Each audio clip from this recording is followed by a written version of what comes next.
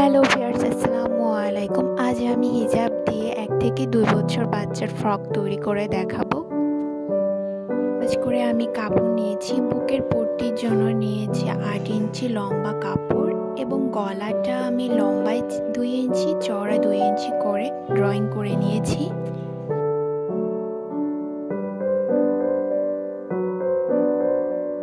এখানে বুকের মাপটা নিয়েছি 12 ইঞ্চি এবং বগল নিয়েছি 4 ইঞ্চি করে।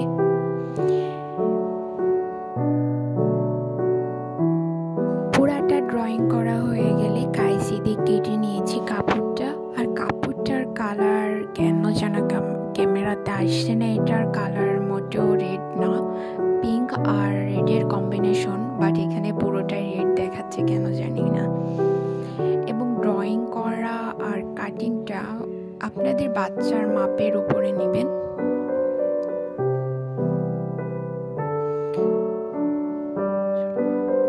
ফ্রকের ঝুলের কাপড় নিয়েছি 10 ইঞ্চি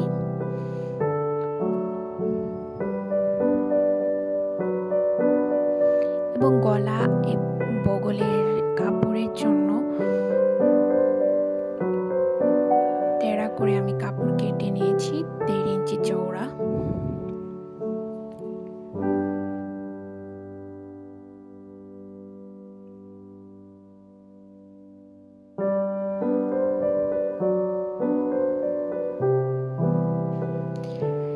এখানে বুকের যে পট্টিটা ছিল সেটা মাঝ বরাবর করে আমি কাঁচি দিয়ে কেটে নিচ্ছি, কারণ এখানে ডিজাইনের জন্য কুচি লাগাতে হবে, এই কারণে।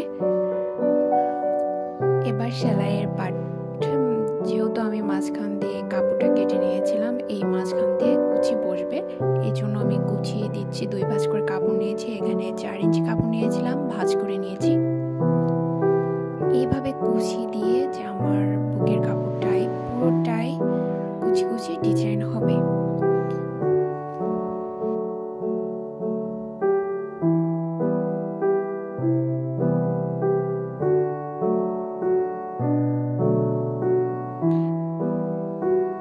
বুকের পট্টিটাই পুরোটাই এভাবে কুচি দিয়ে নিয়েছি 2 পাশে। এবার যেটার কাজ করছি এটা হচ্ছে জামার বেল্ট। জামার বেল্ট হবে মোট 4টা, 4 ইঞ্চি করে কাপড় নিয়ে ভাঁজ করে নিয়েছি। সেলাইয়ের শেষে এটা উল্টাইয়ে নিতে হবে এবং যতটুকু কাপড় বাড়তি ছিল তেড়া করে সেলাইয়ের পরে সেটুকু আমি কাঁচি দিয়ে কেটে ফেলে দিলাম এবং এটা উল্টিয়ে নিচ্ছি। আমি উল্টিয়ে নিয়ে বুকের যে পট্টি আছে সেখানে লাগাতে হবে, মাঝখানে এটা লাগাতে হবে, যেখান থেকে আমি কাপড়টা কেটে আলাদা করেছিলাম বুকের মাঝখানে এটা হবে।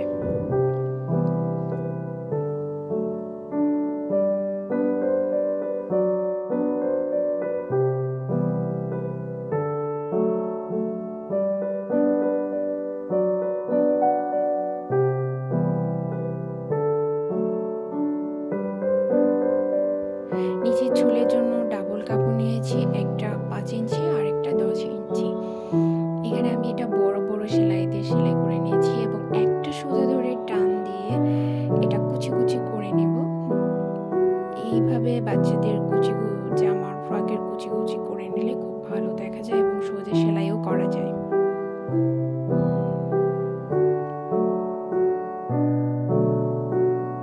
বুকের পট্টির নিচের অংশে বা ঝুলের অংশে 2 পট্টি কাপড় আর বুকের কাপড় দিয়ে এখানে আমি আবার সেলাই করে নিলাম। এখন আমি কাজ করছি জামার গলার যে পাইপিনের কাপড়টা আমি তেড়া করে কেটে নিয়েছিলাম সেটা উল্টার দিক দিয়ে সেলাই করে নিচ্ছি, পরে এটা উল্টে সামনের দিকে নিয়ে এসে আবার সেলাই করব।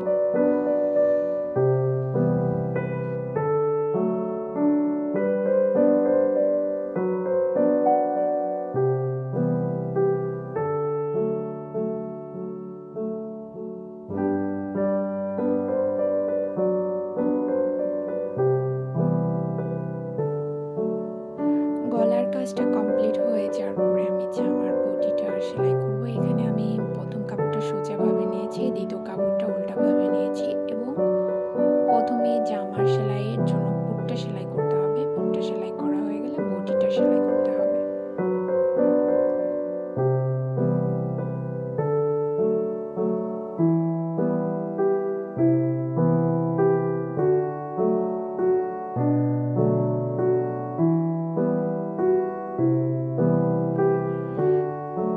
এখানে আমি বডিটা সেলাই করছি, 2 বার করে সেলাই করে দিয়েছি যাতে এটা খুলে না যায়। ভিডিওটা আপনাদের ভালো লাগলে অবশ্যই শেয়ার